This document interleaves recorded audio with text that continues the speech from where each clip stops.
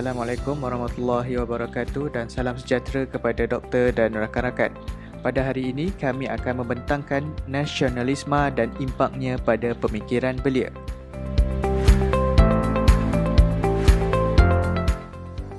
Secara dasarnya, nasionalisme mempunyai hubung kait antara negara dan bangsa.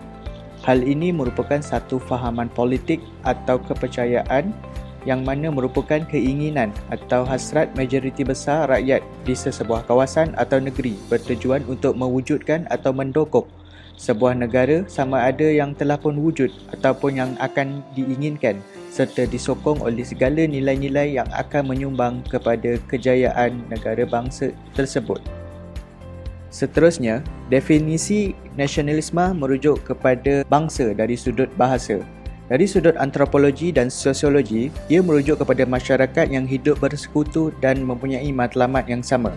Dari sudut politik, ia merujuk kepada bangsa dan masyarakat di dalam daerah atau kawasan yang sama yang tunduk kepada kedaulatan.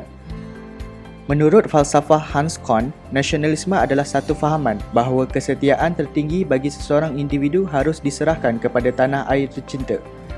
Reformasi nasionalisme. Semangat nasionalisme belia perlu diperkukuh dan diperkuatkan untuk menghadapi cabaran pada masa kini. Belia perlu lebih kuat untuk mengekalkan kemerdekaan negara dalam masa yang sama sedia berjuang untuk kemajuan negara ke arah kemajuan, harmoni, aman, makmur dan damai. Implikasi nasionalisme terbahagi kepada dua. Yang pertama ialah belia dan peranannya dan yang kedua ialah impak ideologi nasionalisme terhadap pemikiran belia. Belia dan peranannya menjadi pencetus kepada ideologi dan semangat baru, bertanggungjawab mengisi erti kemerdekaan dengan ideologi nasionalisme yang akan membentuk negara bangsa yang mempunyai ciri-ciri identiti tersendiri. Pemikiran para belia masih bersih dan lebih mencerminkan identiti negara bangsa kita. Majlis Perundingan Belia Negara yang rasminya diletakkan di bawah Kementerian Belia dan Sukan merupakan satu badan perwakilan yang membolehkan para belia menyuarakan hak, pendapat, idea, pengetahuan dan tindakan. Seterusnya ialah pendekatan sosiologi. Pendekatan ini merangkumi tiga aspek utama iaitu persepsi, prinsip serta teori Gilner. Ketiga-tiga prinsip ini perlu dijiwai oleh setiap lapisan belia khususnya dalam menyemai semangat nasionalisme dalam diri mereka. Sebagai rumusannya, belia pada hari ini mempunyai pelbagai kemudahan dari sudut pendidikan, kemudahan asas serta infrastruktur. Namun kelebihan-kelebihan ini menjadi faktor kepada para belia untuk menjadi lalai kerana mereka sudah lali dengan keadaan yang selesa. Kuasa dan suara belia membawa suatu pengaruh yang sangat besar. Jika kita menelusuri sejarah tanah air kita, pasti ianya telah membuktikan bahawa dalam menuntut kemerdekaan, generasi muda kita terdahululah yang berjaya menyemarakkan semangat patriotisme di dalam menuntut kemerdekaan dari penjajahan. Peranan dan tanggungjawab belia masa kini adalah termaktub dan tidak sesekali pernah berubah. Yang agak berlainan, peranan belia terdahulu adalah menuntut kemerdekaan, manakala belia masa kini bertanggungjawab mengisi erti kemerdekaan dengan ideologi nasionalisme yang akan membentuk negara bangsa yang mempunyai ciri-ciri identitinya yang tersendiri. Penghayatan nasionalisme ini perlu direnungkan oleh para belia agar pemikiran kita para belia bersih dan lebih mencerminkan identiti negara bangsa. Walaupun masyarakat majmuknya berbilang kaum, tetapi kita tetap satu Malaysia. Negara maju bukan sahaja terletak pada kekukuhan ekonomi dan kepesatan teknologi, tetapi adalah nilai nasionalisme yang dihayati oleh kita rakyat Malaysia.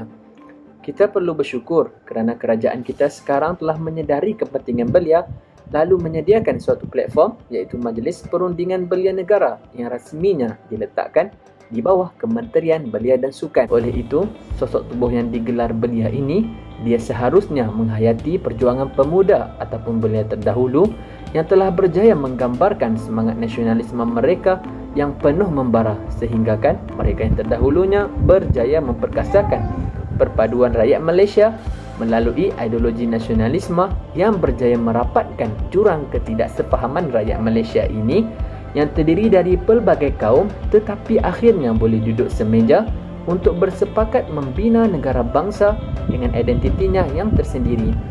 Terima kasih kepada pembentang sebelum ini. Pada hari ini saya akan membentang tentang pendekatan sosiologi. Pendekatan sosiologi telah dibahagikan kepada 3, iaitu persepsi, prinsip dan teori Gellner. Pertama adalah persepsi. Sebagai salah satu cara untuk menemukan serta merapatkan jurang yang wujud. Dengan ini wujudnya order baru dengan order terhapusnya order tradisional. Dengan itu kemunculan prinsip kerasional yang menjadi dasar kepada order baru ini menekankan kepentingan peraturan dan undang-undang. Kedua adalah prinsip. Hak pemerintah sendiri yang diterima dan diamalkan secara meluas oleh penduduk dunia. Ini akan mengakibatkan perkembangan idea nasionalisme yang memperjuangkan ideologi di mana-mana kerajaan dan negara. Mereka yang mengemukakan teori ini menerangkan bahawa kebangkitan sentimen nasionalisme adalah berasaskan faktor-faktor berikut. Pertama adalah kesan imperialisme dan pemerintahan kolonial yang membawa kepada perubahan sosial, ekonomi dan politik, dan keduanya adalah pemimpin golongan terdidik yang menerajui pergerakan nasionalisme. Yang ketiga dan terakhir adalah teori Gellner.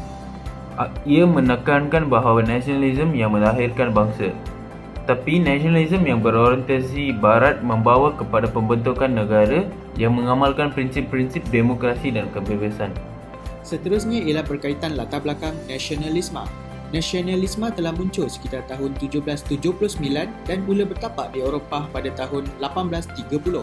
Hanya selepas 25 tahun Perang Dunia Kedua tamat, hampir 66 buah negara telah pun lahir. Pada waktu tersebut, semangat nasionalisme dilihat sebagai satu mekanisme utama untuk mendorong negara-negara di bawah bekas Yugoslavia dan bekas Uni Soviet lahir sebagai negara-negara bangsa. Justru, nasionalisme dianggap sebagai ideologi yang boleh menyatukan sejumlah orang di kawasan jajahan dan seterusnya menentang kolonialisme.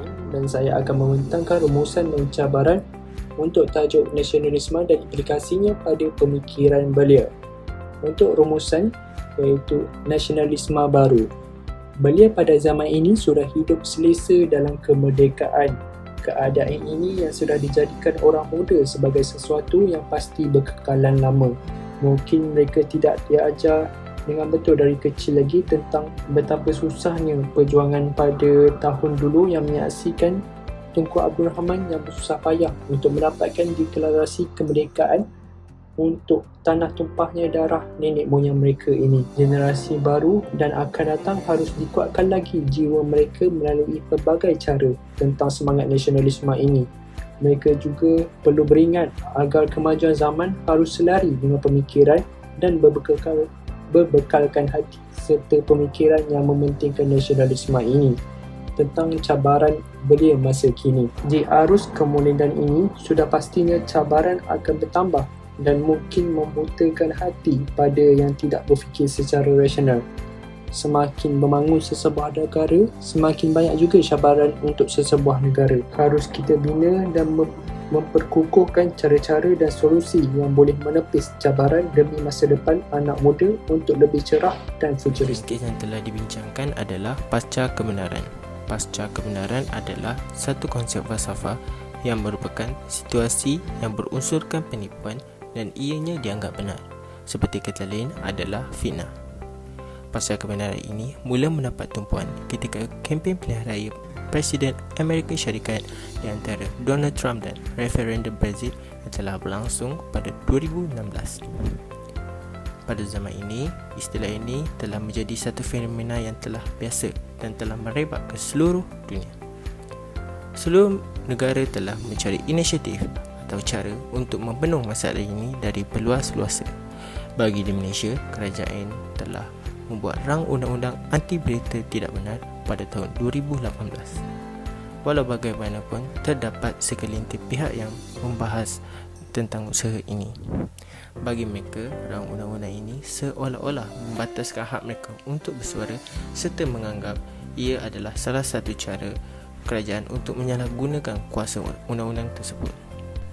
Masyarakat juga perlulah memiliki ilmu pengetahuan untuk dijadikan sebagai panduan dalam membantu mereka menentukan sesuatu berita itu adalah benar ataupun sebaliknya.